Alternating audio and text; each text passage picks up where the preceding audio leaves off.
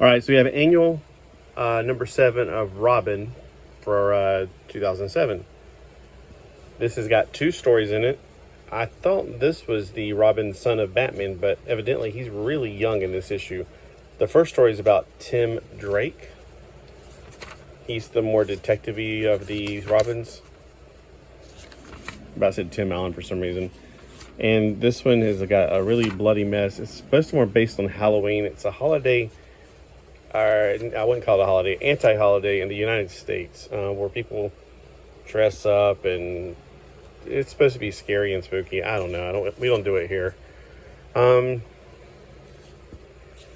he's got to fight crime, and he really hates Halloween because there's always cuckoo people going out there and killing people. Yeah, another reason to boycott Halloween. And the woman he's going after is somebody who's killing. She's a serial killer. She's killed 2 of her nephews, and she's about to kill the 3rd. And at the end, you think she's going to fall off the cliff and die. But, well, spoiler alert, for a 20-year-old magazine, basically. She basically gets away. She actually kills one of the cops in the process. Right there you see. Because he's like, where'd you go? This is interesting here. I want to see this comic book more. It's the Teen Titans East Coast. We have a different Hawk and Dove. I'm not sure who she is. This looks like I think it's Power Boy, but why does he got the oval window like Power Girl? I'm not sure who he is. That's Cyborg. I'm thinking that's an Atlantean. All right. So anyway, we got over here the prologue to the story. And then we got Damian Wayne. Now, Damian is way younger here. I have no idea. I don't remember him being that young. The first time I ever seen Damian, he was in Super Sons, so he was 13.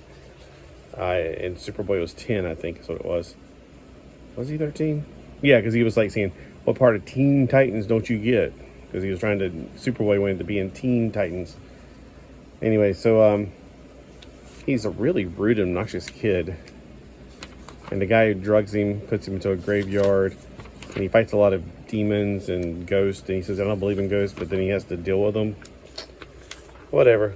It's like, both of these stories are meh. They're not the greatest. It's not a very exciting read, but it says if you want to read more about this version of Damian, then for more Damian, don't miss the resurrection of Ra's al Ghul, starting in the Batman 670. That's the end. It was okay. It wasn't the greatest story in the world.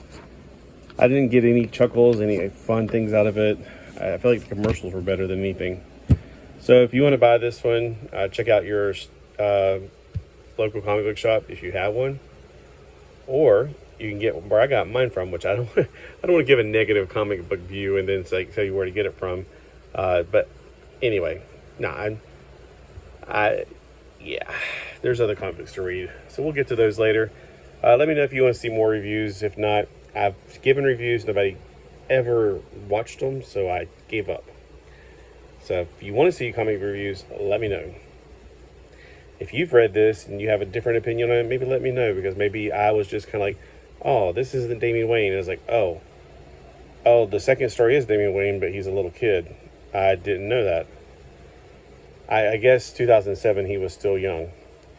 And whenever the Super Sons came out, I guess he grew. I don't know. But this definitely looks like Damian Wayne on the cover. But it evidently, I'm pretty sure it's Tim Drake, because that's the outfit Tim Drake was wearing in the story, and Damian was not in a city.